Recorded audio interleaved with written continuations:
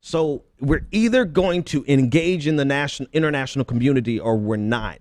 And if we are going to engage in the international community, that doesn't mean we have to follow the current model that we have, right? I'm not drawing that non sequitur there. I'm saying that if we're going to engage in this international community, then the rules that apply there are not necessarily the rules that we like. That's what I'm saying. Because, when we see a international crisis, and we see the humanitarian crisis, and we see what's happening, we have to ask ourselves, are we going to get involved? And the answer right now in a lot of ways is we've done enough, let's not get involved, right? But how long will we sit back and keep allowing Aleppo? How long will we do that? How long do we have the political will to do that? Maybe, obviously 5 years, right? We've been doing it sitting by for 5 years, relatively, sitting by bombing ISIS, but allowing Assad to continue. Now with the support of Russia. But how long are we going to continue to do that? That's going to turn. That's going to change eventually.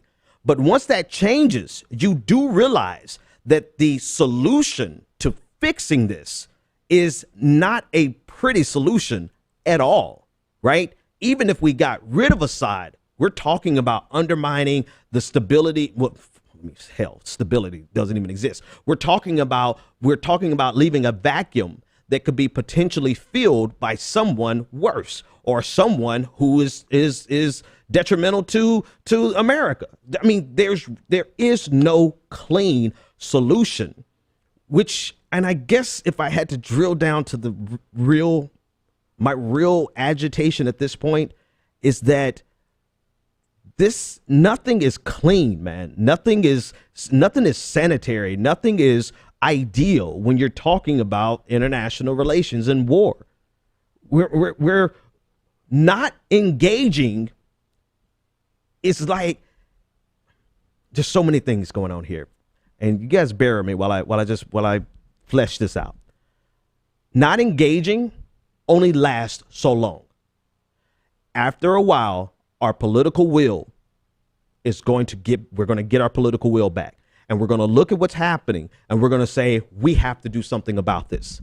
Okay. Once we say we have to do something about this, you realize that requires military intervention that will get ugly in some form or fashion. It's either going to get ugly with Russia.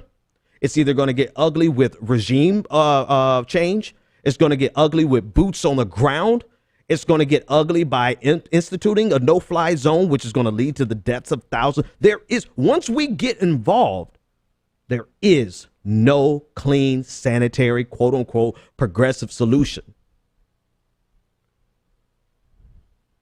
Which is why I really wanted to know what Donald Trump's solution was, because it becomes infinitely easy, or it becomes easy to have infinite rebuttals to what's currently being done and what's being proposed, especially when you don't have anything to offer yourself. When you don't put something on the table as a solution, it's easy to attack everyone else's and not have anyone attack your solution. Donald Trump did not put anything on the table of substance last night that was an actual solution for people to vet.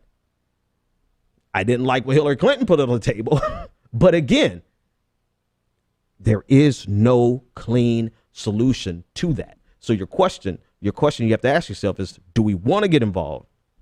Are we ever going to get involved? Because if we do, it's going to be ugly. It's going to be ugly. And on top of that, not only would it be ugly, but there's going to be people who profit off of it and become extremely wealthy by the arms that are involved. I mean, every time we go to war, every time we go, defense contractors get wealthy. So it gets even uglier. Even our humanitarian aid. What's happening in Syria is a perfect quagmire to understand exactly how ugly getting involved globally actually is. But then also looking at it and realizing that this is a 5, almost 6-year civil war now, that 250,000 people are dead, 11 million are displaced, and there's no end in sight.